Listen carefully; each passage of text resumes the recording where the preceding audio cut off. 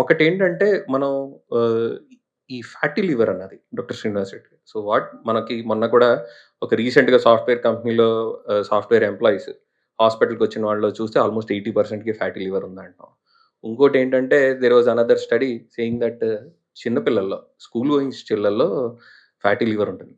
My question to you is ఒకటి, ఎంతమంది యాక్చువల్‌గా కంప్లీట్‌గా లివర్ ఫెయిల్యూర్ తోటి దీంతో ప్రెజెంట్ అవుతున్నారు young patients?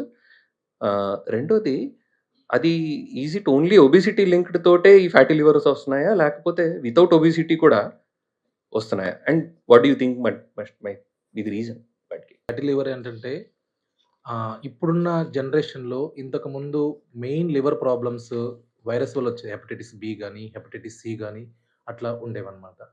But nowadays we need to divide into 2 categories. One childhood, మీరు చెప్పినట్టు చైల్డ్‌హుడ్ కేటగరీ అండ్ అడల్ట్‌హుడ్. అంటే అరౌండ్ 35-40 ఇయర్స్. చైల్డ్‌హుడ్‌లో మనం కామన్‌గా చూసేదేంటంటే because of lifestyle factors, mainly more calorie intake and fast eating and excessive taking of sugar drinks.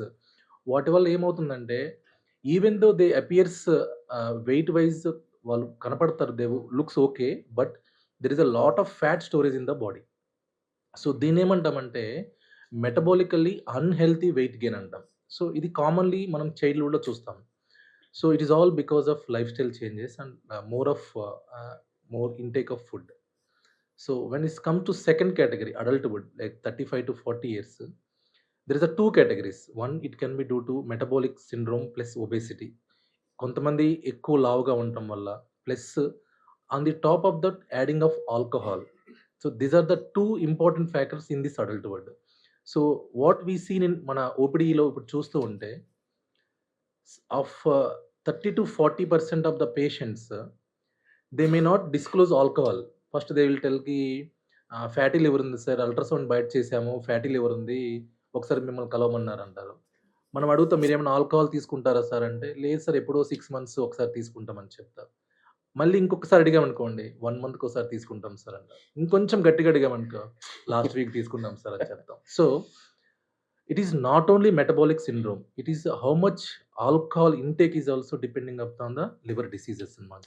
అంటే ఇప్పుడు ఊబకాయం మూలంగా, ఒబెసిటీ మూలంగా ఫ్యాటీ లివర్ వచ్చిన వాళ్ళకి, ఆన్ టాప్ ఆఫ్ దట్ ఈ ఆల్కహాల్ తీసుకున్న వాళ్ళకి, ఈ ఫ్యాటీ లివర్ చాలా సార్లు ఇప్పుడు మనం ఓపీడీ ప్రాక్టీస్‌లో చూస్తూ ఉంటాం. చాలా మందికి grade 1 fatty liver, grade 1 fatty liver అని ఉంటాయి. అయితే అందరికీ చాలా ర్యాపిడ్‌గా ప్రోగ్రెషన్ ఉంటుందా? వాట్ ఇన్ అదర్ సెన్స్ వేటి ఫ్యాక్టర్స్ మూలంగా ఈ గ్రేడ్ 1 ఫ్యాటీ లివర్స్ మనం కామన్‌గా అల్ట్రాసౌండ్ రేడియోలాజికల్ డయాగ్నోస్ చాలా ఫాస్ట్‌గా ప్రోగ్రెస్ అవుతుంది సార్. సో ఎంత ఫాస్ట్?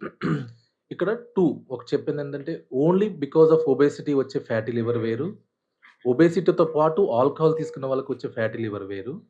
కొంతమందికి even though obesity along with that genetic predisposition. అంటే సపోజ్ ఒక వ్యక్తికి 90 కేజీస్ ఉన్నారు. అతన్ని అల్ట్రాసౌండ్‌లో చూస్తే ఫ్యాటీ లివర్ ఉంది. ఫస్ట్ నెక్స్ట్ మనం అడిగేదేంటంటే వాళ్ళ మదర్‌కి, వాళ్ళ ఫాదర్‌కి లివర్ ప్రాబ్లమ్స్ ఉన్నాయా? అంటే ఫ్యాటీ లివర్ స్టేజ్ ఉన్నాయా? ఆర్ గాల్ స్టోన్ ప్రాబ్లమ్స్ ఏమున్నాయా? Everything is interlinked to genetic predisposition. ఇది ఒక ఇప్పుడు ఒక 100 పేషెంట్స్ ఓన్లీ విత్ ఒబేసిటీతో మనం ఒక 5 ఇయర్స్ ట్రావెల్ చేసి, ఒక 100 పేషెంట్స్ ఒబేసిటీతో పాటు వాళ్ళ ఫాదర్స్‌కి లివర్ ప్రాబ్లమ్ ఉన్న వాళ్ళకి ట్రావెల్ చేస్తే, ఎవరికైతే జెనెటిక్ ప్రిడిస్పోజిషన్ ఉందో they might get faster liver problems.